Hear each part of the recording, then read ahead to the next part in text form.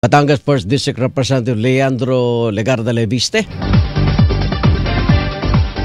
Siya po ay Vice Chair din ng House Ways and Means Committee. Congressman Leviste, magandang umaga.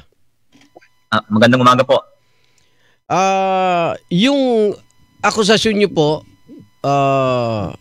laban dito kay DPWH Secretary Vince Dizon na may mga natalagasang undersecretary na kontratista. Ito po ay na-verify nyo personally, Congressman?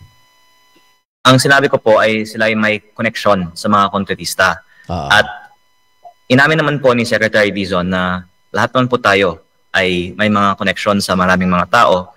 Ang sinabi niya nga ay nagkaroon nga ng mga meetings ang mga DPWH officials sa mga kontratista sa labas ng DPWH. Ang hinihiling ko lang ay i-disclose natin sino ang mga kontratista na nag-meet sa mga DPWH officials at ano ang agenda ng mga meeting na ito.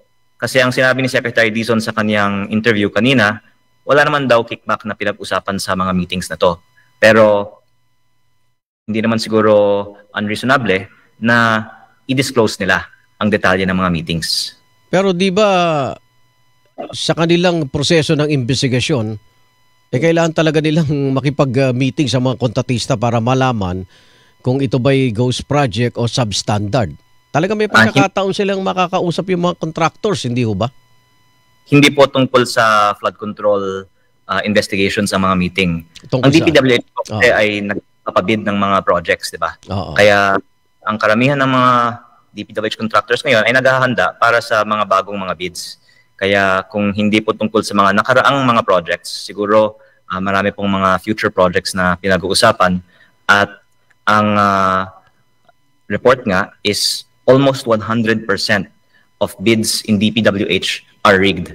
Kaya kung may ganitong konteksto, hindi natin dapat bigyan ng benefit of the doubt na wala pong lutuan ng bidding at possible kickbacks ang kinakover sa mga diskusyon ng mga DPWH officials at ng mga kontratista. Meron din po akong binanggit din na isang pangalan na USEC ni Secretary Dizon na pinakamarami pong mga nagsabi sa akin ay may hindi magandang history sa mga bidding.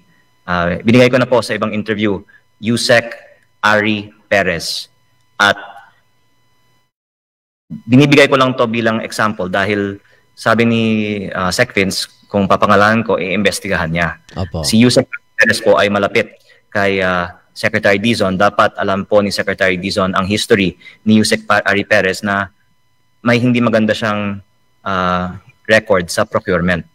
At mataas ang ekspektasyon ng publiko na hindi na magkaroon ng lutuan sa DPWH kung ililipat lang natin ang bidding mula sa mga district engineering offices tungo sa central office. Baka mabawasan ng corruption, ililipat lang natin sa ibang opisina. Congressman Leviste, may initial ba kayong impormasyon sa masamang record itong si USEC Perez? Marami pong mga kakilala niya ay nagsasabi na sa dati niyang mga ginawa, may mga questionableng procurement. Saan ba galing ito si USEC Perez? Teka, ikaw ba may alam saan galing ito? Opo, pero ayoko pong gawing focus yung isang personalidad. Kasi in fairness naman kay USEC Perez, hindi lang naman siya ang binanggit sa akin ng ibang mga sources. May iba pa at kahapon nung nagbibigay ako ng press con, may isang mataas na opisyal ng DPWH na tumawag sa akin. At ayoko naman pangalanan yung iba dahil sila yung kausap ko tungkol sa mga reforms sa DPWH para mabawasan at maiwasan ang korupsyon. At kung biglang kukontrahin ko sila sa publiko, baka yung mga anti-corruption reforms natin ay hindi pa madiscuss ng kasing comfortably. Ang panawagan ko kay Sec Vince ay ibaba natin ang presyo para wala ng budget pang kickback. At isapubliko natin ang budget ng bawat distrito para wala tayong budget na itinatago. Pag ginawa natin ang dalawang hakbang na ito, kahit sino ang nasa DPWH, ako po ay confident na mahihirapan na silang kumikbak dahil bawas presyo at transparent. Said na. Okay, bukod kay Yusek Perez, may iba ba bang undersecretary na malapit kay Secretary Dizon na gusto mong mabigyan ng paglilinaw? Ang masasabi ko ay siguro halos lahat ay nilalapitan ng mga kontraktor. Halot lahat ng Yusek, Congressman? Kahit sa buong DPWH, palagi naman lumalapit sa mga taga-DPWH ng mga kontraktor eh. Ako bilang bagong congressman, ang daming mga kontraktor na lumalapit sa akin. At pag lumalapit sila sa akin, yung iba nga ay nireport ko kasi ayaw ko ng kickback. Kaya kung sila ay nilapitan ng kontraktor at hindi sila humihingi ng kickback, i-report nila kung ano ang pinag-usapan nila sa labas ng DPWH. Sahanin nyo ba sa Kamara? May kilala kang mga kontraktor na ngayon, Congressman, na malapit sa inyo o lumalapit sa inyo, Congressman? Well, yung mga nasa Kongreso nga, ang trabaho nila ay maging congressman. Kaya kung sila po ay gumagawa ng mga batas, ang hope is wala po silang conflict of interest sa kanilang private na trabaho. So, meron kakilala? Marami pong mga tao na may connection sa mga construction companies. Pero ang mga public officials ay kailangan magdeklara ng Statement of Assets, Liabilities, and Net Worth. Kaya po ipinapanukala na i-disclose ng DPWH ang mga connection ng mga opisyales sa mga kontraktor. Kasi kung may prinsipyo tayo na dapat nating isapubliko ang mga assets natin, baka hindi naman lang ang assets natin ang relevant dito. Baka pati na rin po ang mga ibang connections natin sa mga contractors, lalong-lalo po kung ang DPWH ang implementing agency na nagbibigay ng mga kontrata. At sabi daw, almost 100% ng mga bids ay luto. Maraming salamat at nakikiisa ka sa panawagan kong ang mga mababatas ay hindi dapat nakikisawsaw sa proyekto ng gobyerno. So, nung binanggit mo kanina na ayaw mo ng kickbacks, dapat itong mga kontraktor magtangkang lapitan ka pa. At sa distrito mo, dyan sa Batangas, sa 1st District, ay wala silang mahihita na proyekto na i-endorse mo, Congressman Leviste. Opo, kung meron man at may mga nakikinig sa unang distrito, i-report natin sila at pwede nating kasuhan sila. Kasi ang corruption at ang pagbibigay ng kickback ay talagang standard operating procedure sa DPWH ngayon. At kaya ako ito masasabi ng napaka-direkta kasi una, may mga first hand na naranasan ko na nireport ko. At pangalawa, ang taas ng presyo ng mga proyekto sa budget. Kaya ulit-ulit po ako dito, ang immediate solution para maiwasan ang mga kickbacks, ibaba ang presyo ng DPWH. At kung may mga nasa media na mag-i-interview kay Secretary Vince Dizon, sana pwede nating i-follow up sa kanya ang pagbaba ng presyo para makaabot pa sa 2026 budget. At pangalawa, na isa publiko ang mga insertions sa NEP ng ibang mga politiko at ng mga kontraktor. Kasi yun po ang agenda ng aking press con kahapon, hindi po yung pagpapangalanan ng mga opisyalis ng DPWH na may mga question. Ang agenda po ay dahil may mga issue palagi sa mga personalidad ng DPWH, ang kailangan natin ay structural reform. And ngayong araw, pwedeng ilabas ni Secretary Dizon ang impormasyon ng budget ng bawat congressional district. Actually, ito po ay isa sa mga napag-usapan ko kahapon sa aking press con.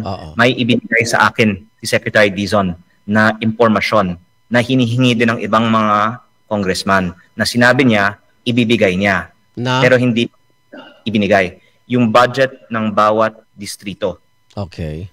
Kasi doon natin makikita yung mga distrito na parking ng mga contractors.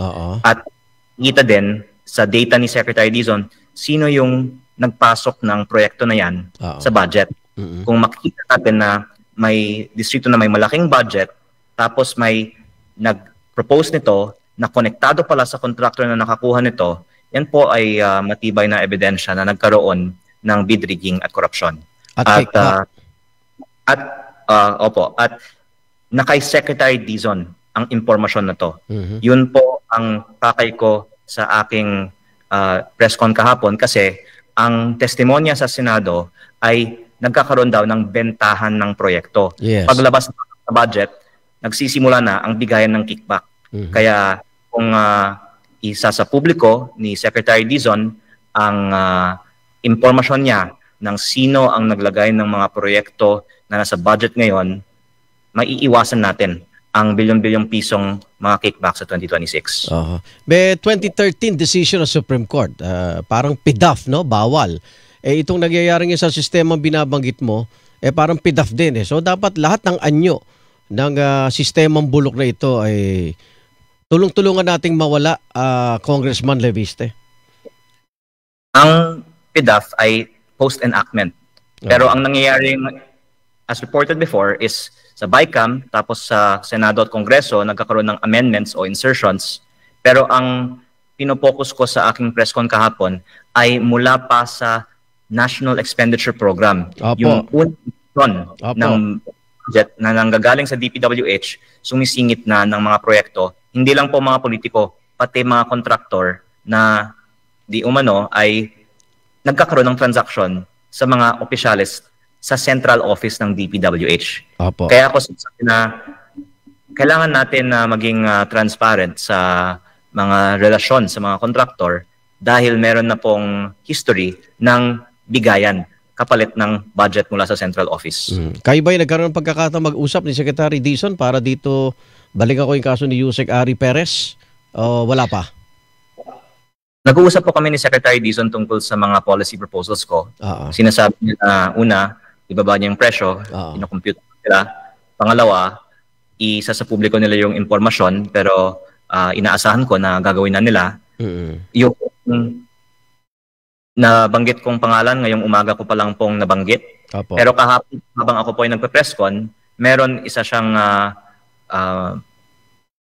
appointee na tumawag sa akin at through his other members of his team naman, nakakausap ko din po ang kanyang opisina at actually I think na alam naman niya na may history si Yusek Ari Perez sa bidding at sa procurement na parang hindi bagay na siya ang hahawak ng bidding ng DPWH. Tingnan natin po kung gagawin niya yung sinabi niya na papalitan niya yung mga hindi dapat manungkulan sa DPWH. Pero muli, ang solusyon ay hindi personalidad kung hindi polisiya. Lalong-lalo po dahil kakapalit lang natin ng mga DPWH officials. At kung papalitan natin silang lahat muli, ay baka wala nang gustong magtrabaho na magaling sa DPWH, di ba? Ang masasabi ko, kung gagawin natin ang mga policy reforms na ito, kahit sino po ang nakaupo sa DPWH, mahirap na po na kumikbak. Okay. Congressman, salamat sa pagkakataon. Ingat ka. Maraming salamat. Maraming salamat po. Batangas 1st District, Representative Leandro Legarda Leviste, Vice Chairman ng House Committee.